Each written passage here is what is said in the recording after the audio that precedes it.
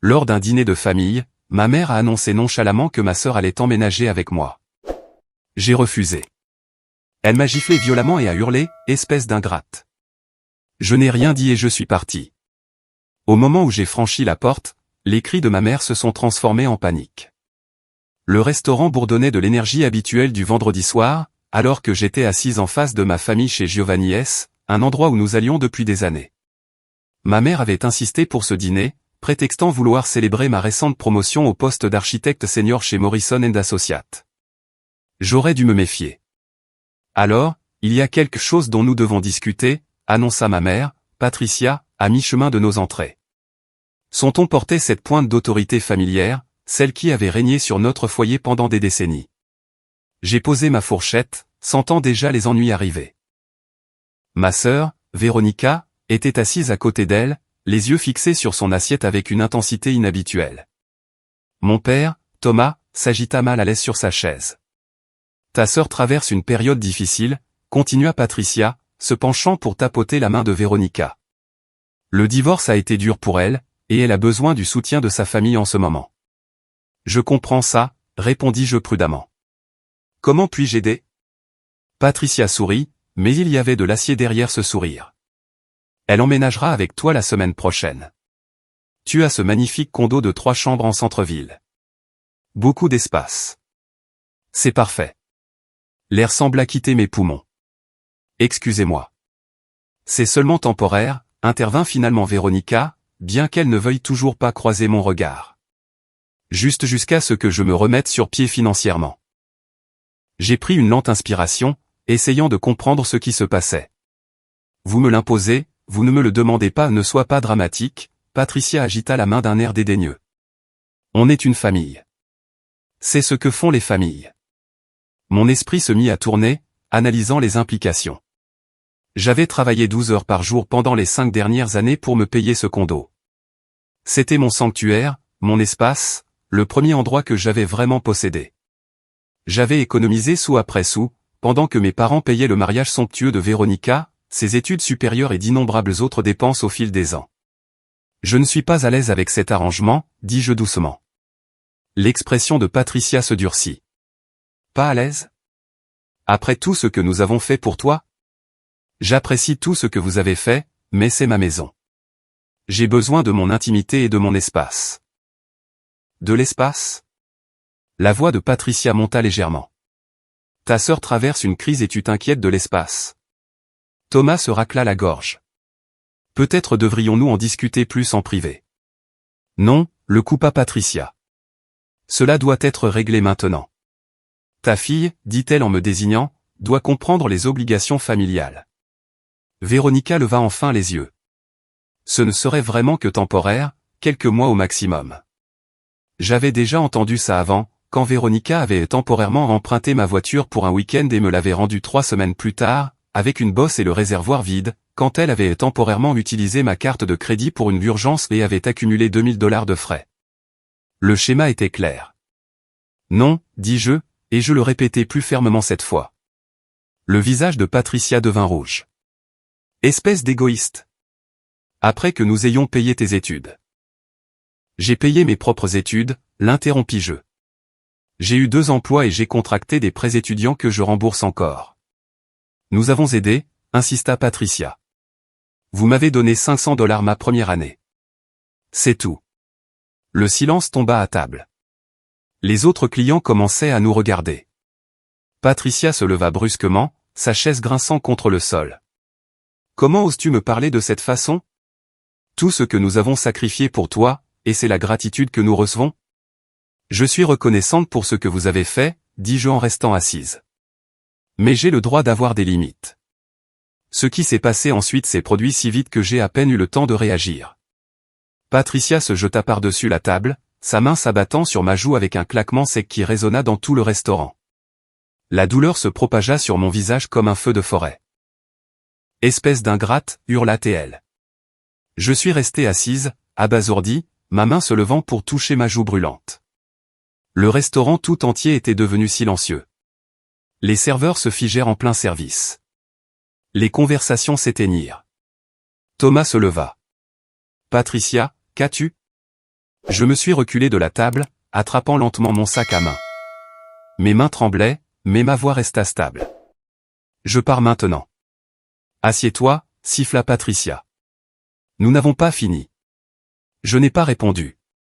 Je me suis simplement retourné et j'ai marché vers la sortie, mes talons claquant contre le carrelage.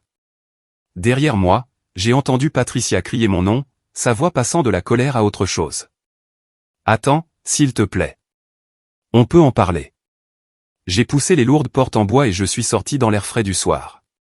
Le parking s'étendait devant moi, les lampadaires commençant à vaciller dans la pénombre grandissante. C'est alors que je l'ai entendu, un cri, mais différent d'avant. Celui-ci était empreint d'une véritable panique. Arrête. Reviens. Tu ne comprends pas. Je me suis arrêté près de ma voiture, la clé à la main. À travers les vitres du restaurant, je pouvais voir Patricia, pressée contre la vitre, son visage tordu par quelque chose qui ressemblait à de la peur. Thomas tirait sur son bras, essayant de la faire s'asseoir. Véronica avait le visage dans ses mains. Mon téléphone vibra. Un SMS de mon père, s'il te plaît, reviens à l'intérieur. Ta mère doit te dire quelque chose d'important. Je l'ai supprimé et je suis monté dans ma voiture. Le trajet jusqu'à la maison a duré 20 minutes dans la circulation du centre-ville. Je serrais le volant si fort que mes jointures blanchissaient, rejouant la scène encore et encore. La gifle brûlait toujours sur ma joue, mais c'était le coup émotionnel qui était le plus profond. Mon téléphone sonnait sans arrêt, Patricia, Thomas, Véronica. Je les ai tous ignorés. Quand je suis finalement arrivé dans le parking souterrain de mon immeuble, je suis resté assis en silence un moment. Les néons ronronnaient au-dessus de ma tête. Mon téléphone vibra à nouveau, cette fois avec une notification de messagerie vocale. Contre toute attente, je l'ai écouté. La voix de Patricia, tremblante et désespérée, retentit. Chérie, s'il te plaît, décroche. Je sais que j'ai très mal géré ça. Il y a quelque chose que je dois te dire. C'est à propos de la maison. Nous allons perdre la maison. L'entreprise de ton père a fait faillite il y a 6 mois, et nous sommes en retard sur l'hypothèque. On pensait qu'on pourrait arranger ça, mais Véronica a perdu son travail il y a 3 semaines.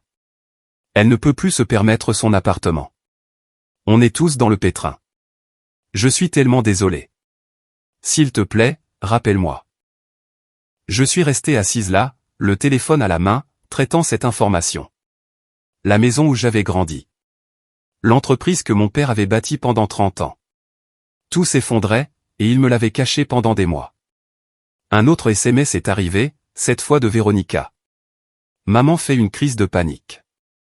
Papa l'a emmenée aux urgences. S'il te plaît. J'ai fermé les yeux, luttant contre l'instinct de me précipiter à l'hôpital. Une partie de moi, celle qui avait été conditionnée depuis l'enfance à mettre ma famille en premier, hurlait de faire demi-tour. Mais une autre partie, celle qui venait d'être giflée dans un restaurant bondé, me rappelait que j'avais le droit de me protéger. Je suis monté dans mon condo, j'ai verrouillé la porte derrière moi et je me suis versé un verre de vin. Mes mains avaient enfin cessé de trembler. Le lendemain matin apporta son lot de 37 appels manqués et 14 SMS.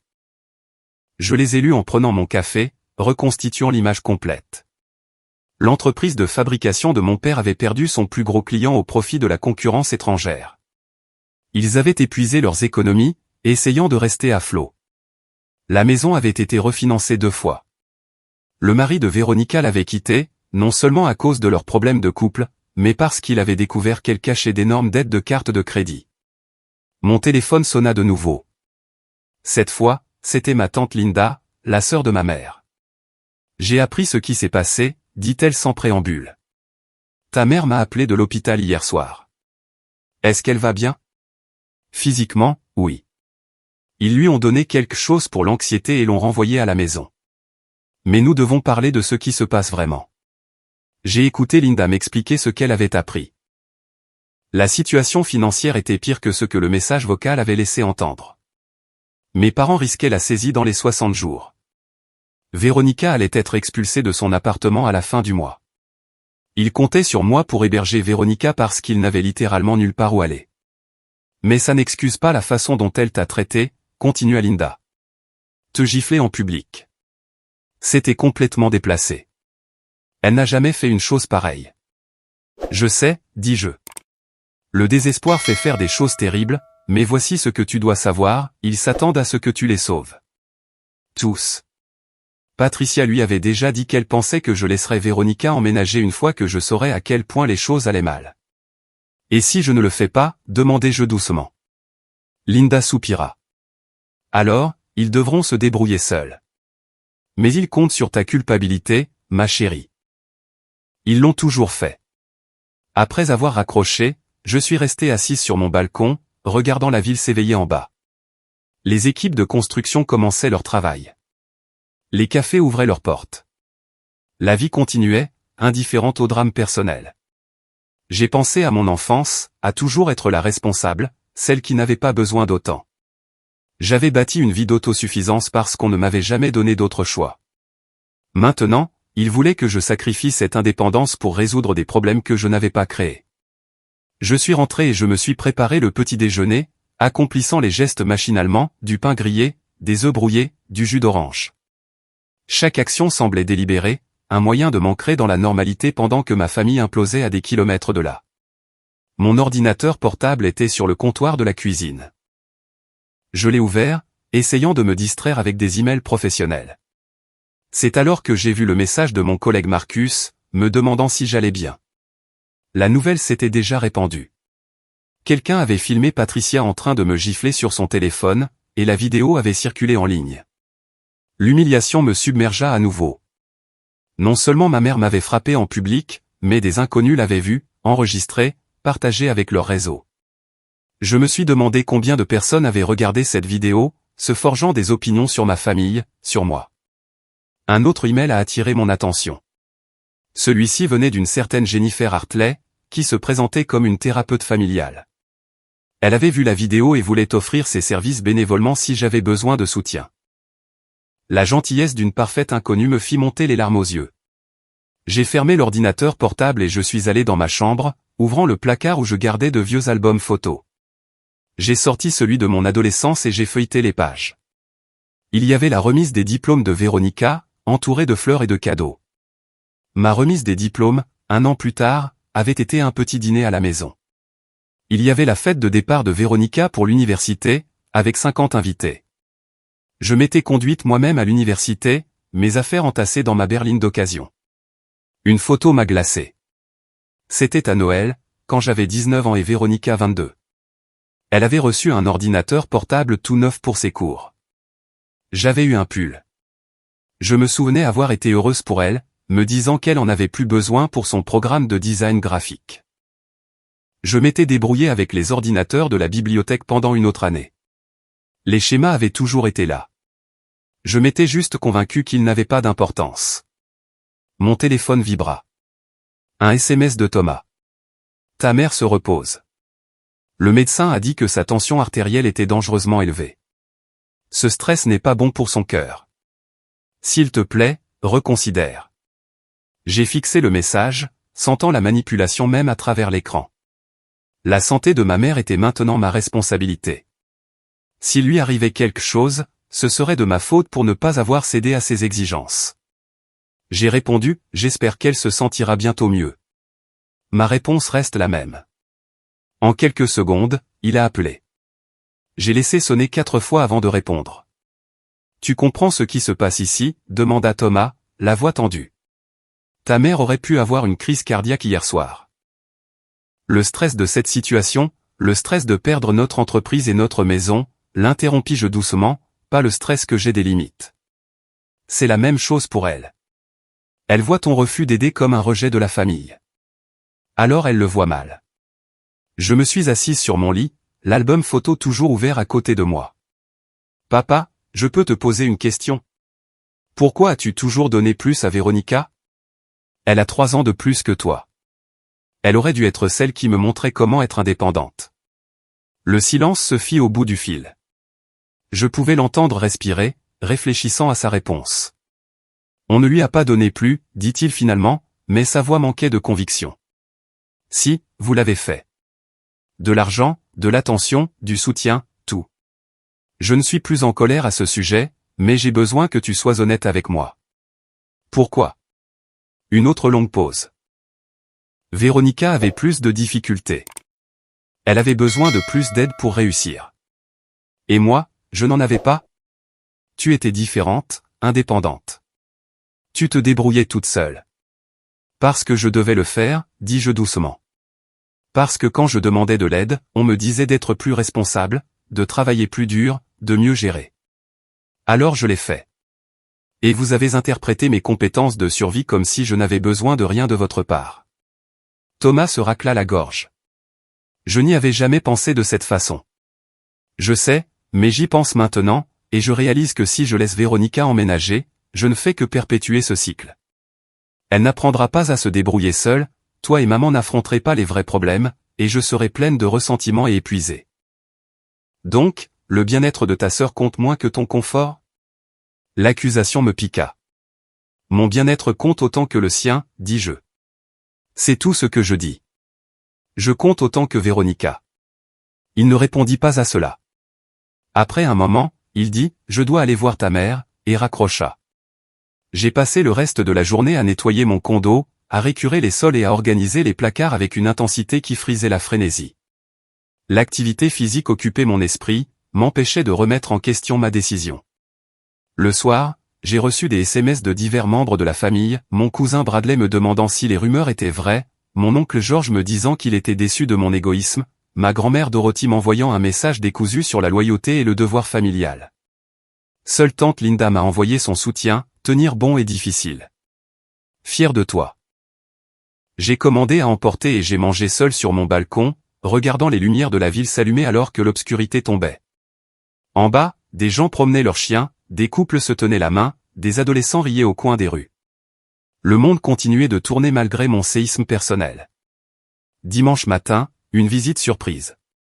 J'ai ouvert ma porte et j'ai trouvé Véronica, les yeux rougis. « Je peux entrer ?» demanda-t-elle. J'ai hésité, puis je me suis écarté.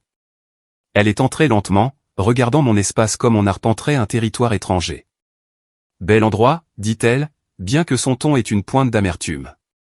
Ça doit être agréable d'avoir tout cet espace pour soi. » Véronica, non. Laisse-moi parler. Elle se tourna vers moi. Je suis venu te dire ce que je pense vraiment, pas ce que maman veut que je dise. Pas une version diplomatique. La vérité. Je me suis préparé. Je pense que tu es égoïste, dit-elle sans détour. Je pense que tu pourrais facilement m'aider, et que tu choisis de ne pas le faire. Je suis ta sœur. J'ai 3 ans de plus que toi. Je t'ai pratiquement élevé quand on était enfant. On partageait une chambre en grandissant. On se disait tout. Et maintenant, alors que je suis au plus bas, tu me claques la porte au nez. Je ne te claque pas là. Si, tu le fais. Tu te caches derrière cette excuse de limite alors qu'en réalité, tu ne veux tout simplement pas être dérangé. Ta vie est parfaite, et tu ne veux pas que mon désordre la contamine. Les mots tombèrent comme des coups. Ma vie n'est pas parfaite. Comparée à la mienne, si. Tu as ce travail incroyable, cette belle maison, aucun stress financier. Pendant ce temps, je suis sur le point de me retrouver à la rue.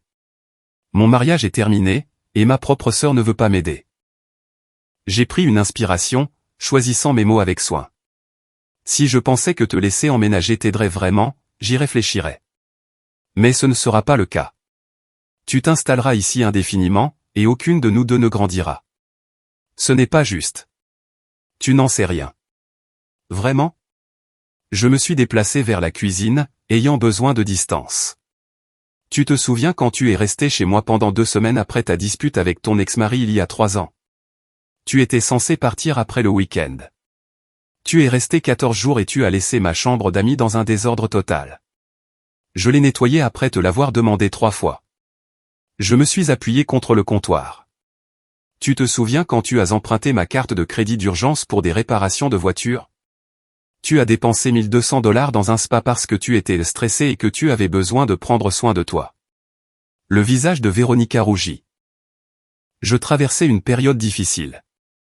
Tu traverses toujours une période difficile, et on attend toujours de moi que j'amortisse le choc. Mais personne ne demande jamais si je traverse des périodes difficiles. Personne ne vérifie si j'ai besoin de soutien. Parce que tu n'as jamais besoin de rien. Tu es indépendante depuis que tu as 16 ans. Parce que j'ai appris à ne pas demander. Les mots sont sortis plus forts que je ne le voulais. J'ai appris que demander de l'aide signifiait qu'on me dirait de me débrouiller seul. Alors je l'ai fait. Et maintenant, vous m'en voulez tous d'avoir ma vie en ordre, comme si je ne m'étais pas démené pour y arriver. Les yeux de Véronica se remplirent de larmes. Je ne t'en veux pas. J'ai juste peur. Je ne sais pas comment faire ça toute seule. Ma colère s'adoucit légèrement. Alors apprends. Pas parce que tu es puni, mais parce que tu as besoin de ces compétences. Tu as 42 ans. Tu devrais savoir comment budgétiser, comment vivre selon tes moyens, comment subvenir à tes besoins. Facile à dire pour toi. Ce n'est pas facile. Ça n'a jamais été facile. Mais c'est nécessaire. Elle essuya ses yeux avec sa manche. Maman a dit que tu comprendrais une fois que j'aurais expliqué à quel point la situation est désespérée. Elle a dit que tu avais juste besoin de temps pour y réfléchir. Maman a tort. J'y ai longuement réfléchi. Ma réponse est toujours non. Véronica me fixa un long moment, puis secoua la tête. Tu as changé. Tu étais gentille avant. Je suis toujours gentille, dis-je doucement. Je ne suis juste plus un paillasson. Elle est partie sans un mot de plus, la porte se fermant avec un clic définitif. Je suis resté dans ma cuisine, me sentant vidé. Peut-être que j'étais égoïste. Peut-être que j'étais froide et insensible. Peut-être que je m'étais tellement concentré sur ma protection que j'avais perdu la capacité d'être généreuse.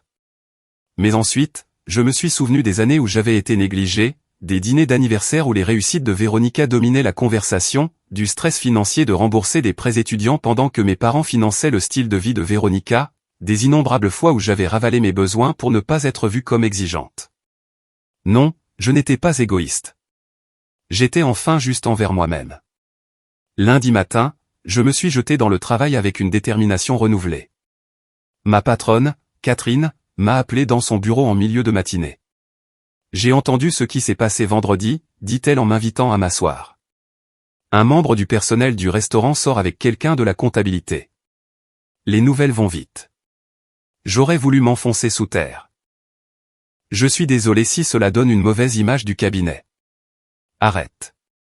Catherine leva la main. Je ne suis pas inquiète pour la réputation du cabinet. Je suis inquiète pour toi. Est-ce que ça va? L'inquiétude sincère dans sa voix a failli me briser. Je gère. Les situations familiales peuvent être incroyablement complexes. Elle se pencha en arrière dans son fauteuil. J'ai vécu quelque chose de similaire avec mon frère il y a 10 ans. Il s'attendait à ce que je le sorte d'affaires financièrement, et quand j'ai refusé, il ne m'a pas parlé pendant 3 ans. Qu'est-il arrivé, demandai-je. Il a finalement remis sa vie en ordre, a trouvé un travail décent, a remboursé ses dettes, et s'est même excusé pour la façon dont il m'avait traité. Mais il a fallu qu'il touche le fond d'abord. Elle fit une pause. Parfois, la chose la plus gentille que l'on puisse faire est de laisser quelqu'un faire face aux conséquences de ses choix. J'ai hoché la tête, absorbant ses paroles. Prends ton après-midi si tu en as besoin, offrit Catherine. Et si tu as besoin de parler, ma porte est toujours ouverte. Je l'ai remercié, mais je suis resté au travail, trouvant du réconfort dans les plans et les devis. Les problèmes au travail avaient des solutions claires. Les problèmes familiaux, c'était comme naviguer dans un labyrinthe les yeux bandés.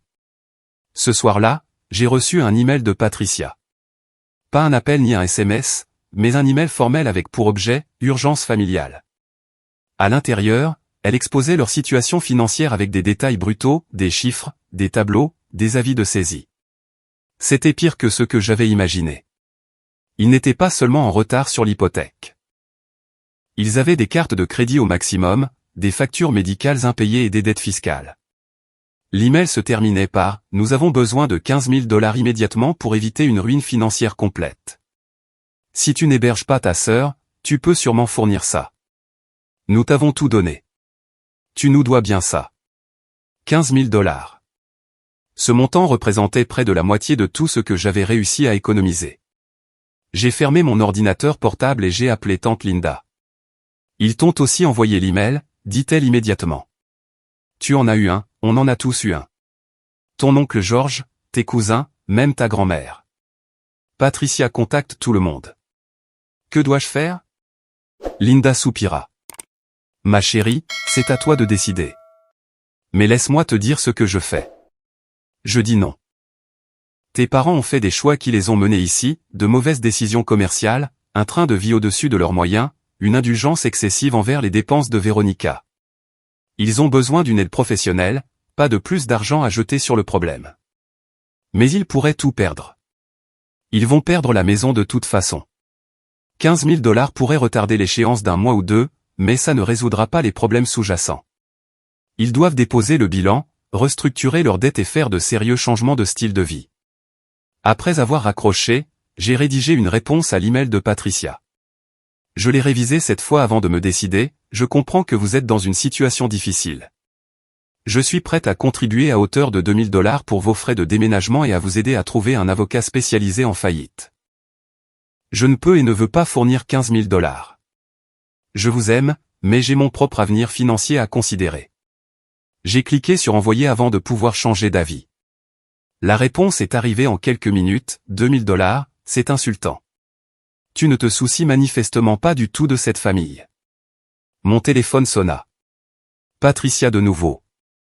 Cette fois, j'ai répondu. Comment oses-tu? Commença-t-elle immédiatement, sa voix tremblant de rage. 2 000 $?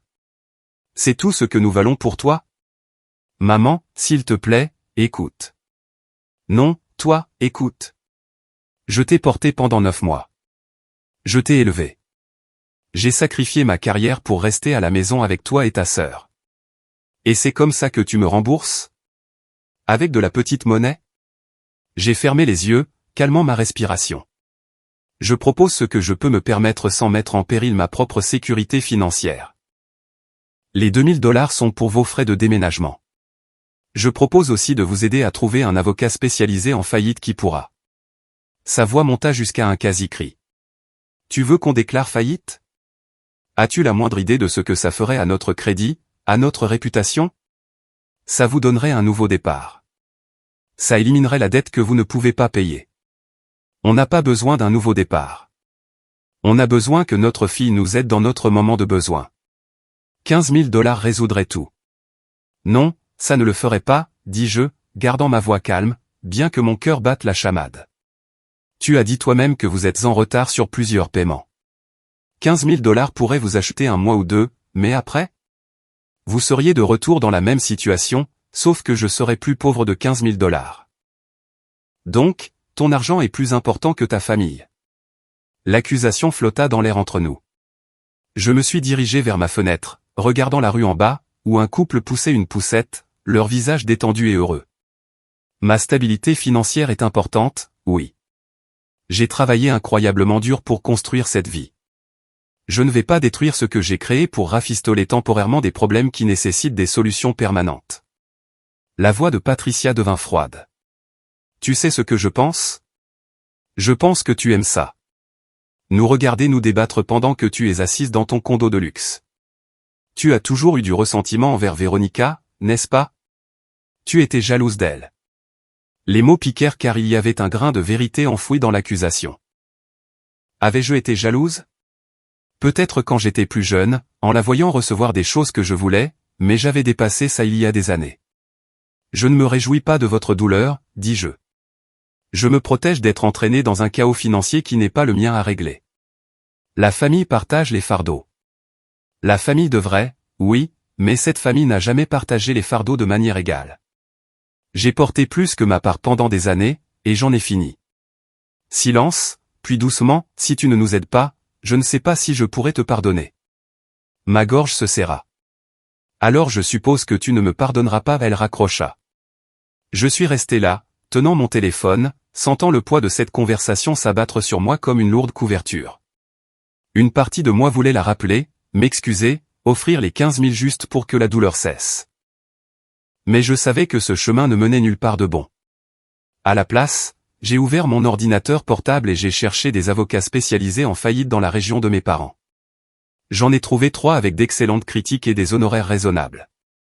J'ai compilé leurs informations dans un email, ainsi que des liens vers des services de conseil en endettement et des ressources de planification financière. Je l'ai envoyé à mes 2 parents avec un simple message, ces ressources peuvent vous aider plus que l'argent en ce moment. Je vous aime tous les deux. Aucune réponse ne vint. Les jours suivants passèrent dans un flou de travail et de distractions délibérées. J'ai pris des projets supplémentaires au bureau, restant tard pour éviter le silence de mon condo. Catherine l'a remarqué mais n'a pas commenté, se contentant de laisser du café frais sur mon bureau chaque matin avec un mot d'encouragement.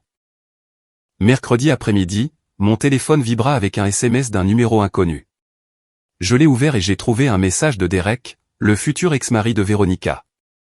J'ai entendu ce qui se passe. Je voulais juste te dire que tu fais ce qu'il faut.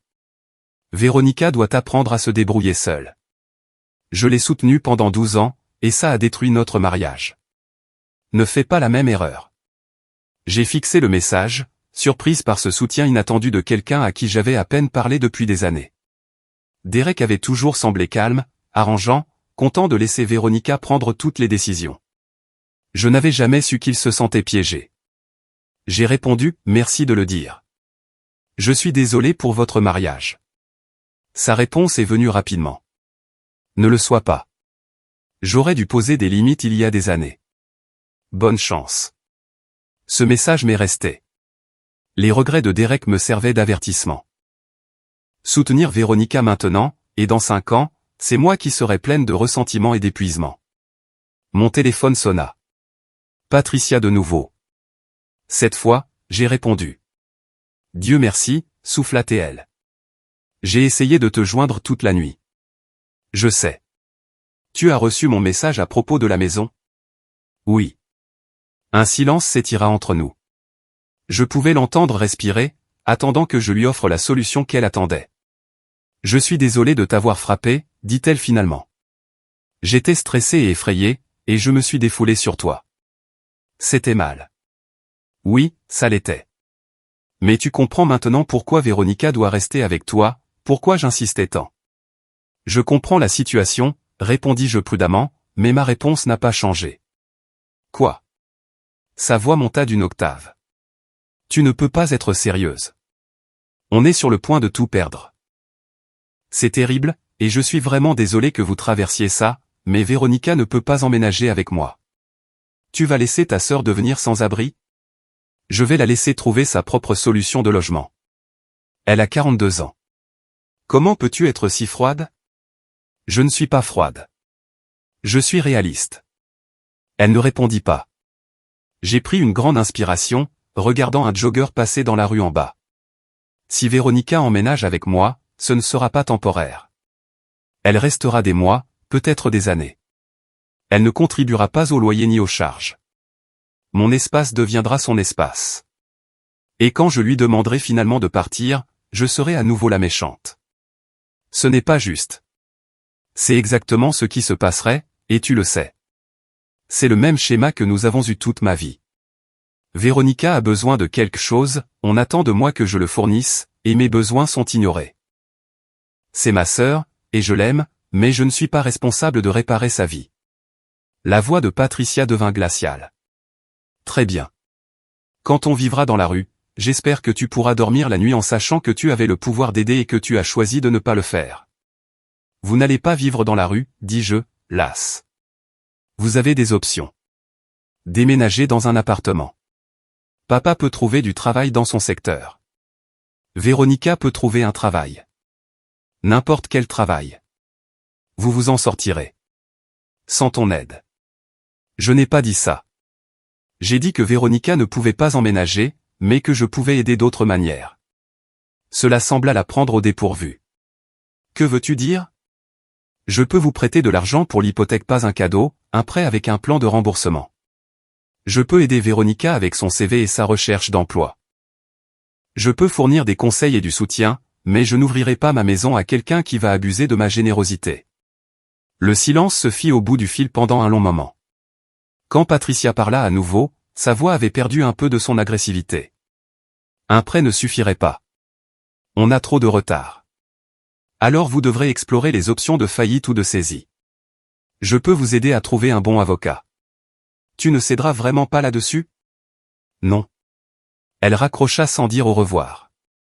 Les semaines suivantes furent brutales. Mes parents cessèrent complètement de me parler. Véronica envoyait des SMS occasionnels, chargés de culpabilité, sur sa recherche d'appartements sans argent. Des amis de la famille appelaient pour me dire à quel point ils étaient déçus de mon égoïsme, mais je tins bon. J'ai bien offert le prêt pour l'hypothèque, $5 000, avec un échéancier de remboursement clair.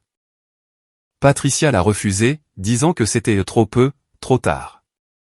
J'ai envoyé à Véronica des informations sur les services sociaux, les programmes de logement abordables et les agences de placement.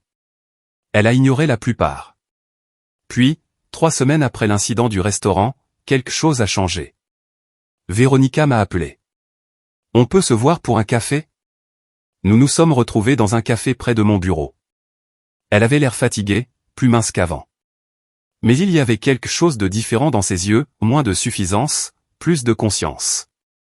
J'ai trouvé un travail, dit-elle après que nous ayons commandé. C'est juste du travail administratif, payé $13 de l'heure, mais c'est quelque chose. C'est super, dis-je, sincèrement heureuse. Et j'ai trouvé une chambre à louer dans une maison avec 3 autres femmes. Ce n'est pas grand-chose, mais c'est bon marché, et le propriétaire n'exige pas de premier et dernier mois de loyer. Comment as-tu géré la caution? Elle baissa les yeux vers sa tasse. Tante Linda m'a aidé. Elle m'a aussi assise et a eu une conversation très franche sur mes habitudes de dépenses et mes choix de vie. Je pouvais imaginer cette conversation. Linda ne mâche pas ses mots. J'ai réfléchi à ce que tu as dit, continua Véronica, sur le schéma. Tu avais raison. J'ai laissé maman et papa me tirer d'affaire toute ma vie. Et puis, quand ils ne pouvaient plus, je m'attendais à ce que tu le fasses. J'apprécie que tu le dises. Je ne vais pas prétendre que je n'étais pas en colère.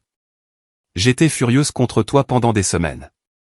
Mais commencer ce travail, trouver cette chambre, me débrouiller seule, ça m'a fait du bien, en fait. Effrayant, mais bien. Nous avons parlé pendant plus d'1 heure. Elle m'a parlé du poste administratif dans un cabinet d'avocats, de la façon dont son patron était exigeant, mais juste. Elle a décrit ses colocataires, toutes des femmes naviguant dans leurs propres défis financiers. Elle a admis que son mariage s'effondrait depuis des années, qu'elle s'était cachée derrière le déni et la thérapie par le shopping. Et maman et papa, demandai-je. L'expression de Véronica s'assombrit. Ils ne vont pas bien. Papa a passé des entretiens, mais pas encore d'offres. Ils sont officiellement en procédure de saisie maintenant. Ils doivent quitter la maison d'ici la fin du mois prochain. Où iront-ils? Il y a un appartement de 2 chambres à Riverside. C'est une énorme régression, mais c'est ce qu'ils peuvent se permettre. Maman est dévastée.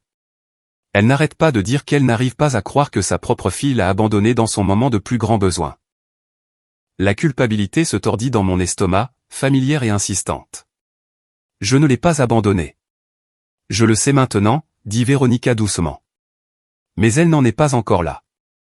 Elle ne le sera peut-être jamais. Après le départ de Véronica, je suis resté un peu plus longtemps au café.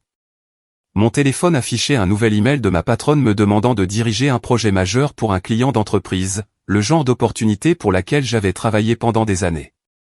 Ce soir-là, j'ai rédigé une lettre à ma mère. Pas un email ou un SMS, mais une vraie lettre manuscrite. J'ai expliqué ma position calmement et clairement. J'ai exprimé mon amour pour notre famille tout en maintenant mes limites. J'ai offert des moyens spécifiques de l'aider qui n'impliquaient pas de sacrifier ma maison ou ma stabilité financière. J'ai terminé par ceci, j'espère qu'un jour tu comprendras que dire non à une demande ne signifie pas dire non à notre relation. Je serai toujours ta fille, mais je dois aussi être ma propre personne, avec ma propre vie et mes propres besoins. Je ne suis pas ingrate. Je suis juste une adulte. Je l'ai posté le lendemain. 2 mois passèrent. Mes parents emménagèrent dans l'appartement de Riverside. Mon père finit par trouver du travail en tant que consultant, gagnant moins qu'avant, mais assez pour payer leurs factures. Véronica constitua lentement ses économies et remboursa une partie de ses dettes. Je n'ai pas eu de nouvelles de Patricia. Puis, un samedi après-midi, ma sonnette a retenti. J'ai ouvert et j'ai trouvé ma mère, l'air plus petite, d'une certaine manière plus âgée. « Je peux entrer ?» demanda-t-elle doucement. Je me suis écarté, et elle est entrée dans mon condo pour la première fois. Elle a regardé l'espace soigneusement décoré, les œuvres d'art sur les murs, les plantes que j'avais cultivées sur le balcon. Tu t'es construit une belle vie ici, dit-elle. Merci. Nous nous sommes assises dans mon salon, dans un silence gêné qui s'étirait entre nous. J'ai reçu ta lettre, dit finalement Patricia. Je l'ai lue probablement 20 fois. D'accord.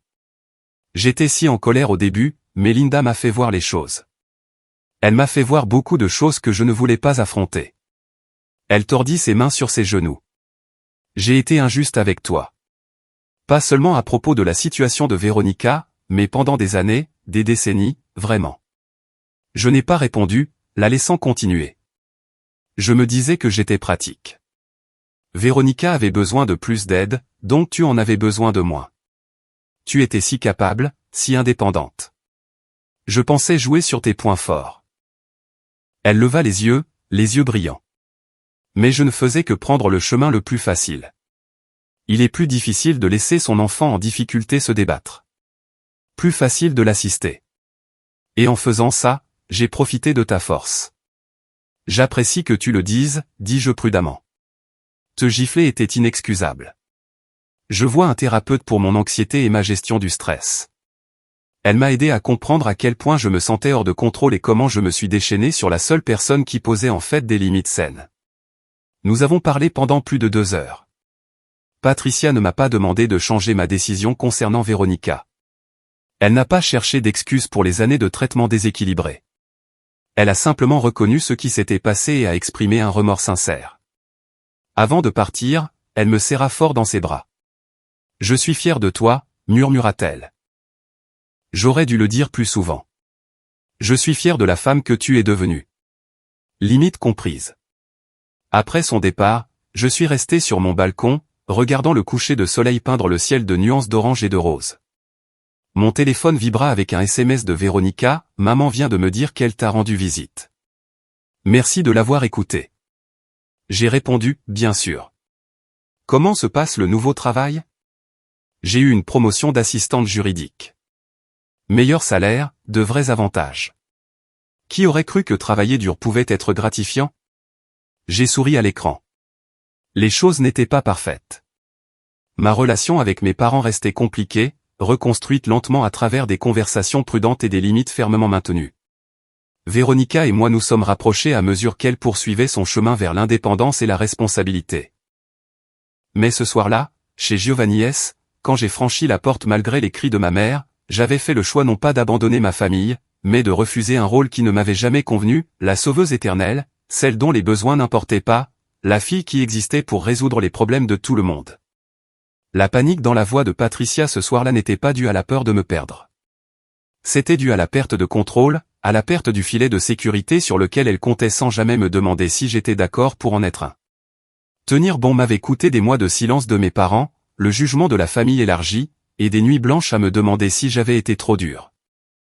Mais ça m'avait aussi donné quelque chose d'inestimable, la preuve que je pouvais me choisir sans détruire les relations que j'appréciais, que l'amour et les limites pouvaient coexister, qu'être une bonne fille n'exigeait pas de s'immoler pour réchauffer les autres. 1 an plus tard, j'ai organisé Thanksgiving dans mon condo. Mes parents sont venus, ainsi que Véronica et tante Linda. Nous nous sommes serrés autour de ma table de salle à manger, passant les plats et partageant des histoires. Patricia a levé son verre. « J'aimerais porter un toast, dit-elle. À la famille, aux secondes chances, et aux filles qui connaissent leurs valeurs. » Nos verres s'entrechoquèrent, et à ce moment-là, j'ai senti quelque chose se mettre en place, non pas une harmonie parfaite, mais une connexion honnête, non pas un accord inconditionnel, mais un respect mutuel. La gifle n'avait laissé aucune marque physique. Les cicatrices émotionnelles s'étaient estompées avec le temps et les efforts sincères de tous. Ce qui restait était plus clair, plus fort, et construit sur une fondation de vérité plutôt que d'obligation. Alors que je débarrassais les assiettes plus tard ce soir-là, Véronica m'a aidé dans la cuisine. « Tu sais ce qui est drôle, dit-elle en raclant les restes dans des contenants. Si tu m'avais laissé emménager ce soir-là, je serais probablement encore ici, au chômage et malheureuse. Être forcée de me débrouiller seule a été la meilleure chose qui me soit arrivée. Je suis contente que ça se soit bien passé, dis-je. Je suis sérieuse. Je me noyais, et tout le monde n'arrêtait pas de me lancer des bouées de sauvetage. Tu as été la seule à m'apprendre à nager. J'ai regardé ma sœur, je l'ai vraiment regardée. La suffisance avait disparu, remplacée par une confiance sincère née d'une véritable réussite. Elle avait découvert ce que j'avais appris il y a des années, que l'autosuffisance n'était pas un fardeau, mais un cadeau. Ce soir-là, après que tout le monde soit parti et que j'ai fini de nettoyer, je me suis tenu dans mon condo silencieux et j'ai senti le poids de l'année écoulée se lever de mes épaules. Le choix que j'avais fait dans ce parking de restaurant, la joue encore brûlante et les cris de panique de ma mère s'estompant derrière moi, avaient semblé impossibles à l'époque. Mais parfois, les choix les plus difficiles sont ceux qui vous libèrent.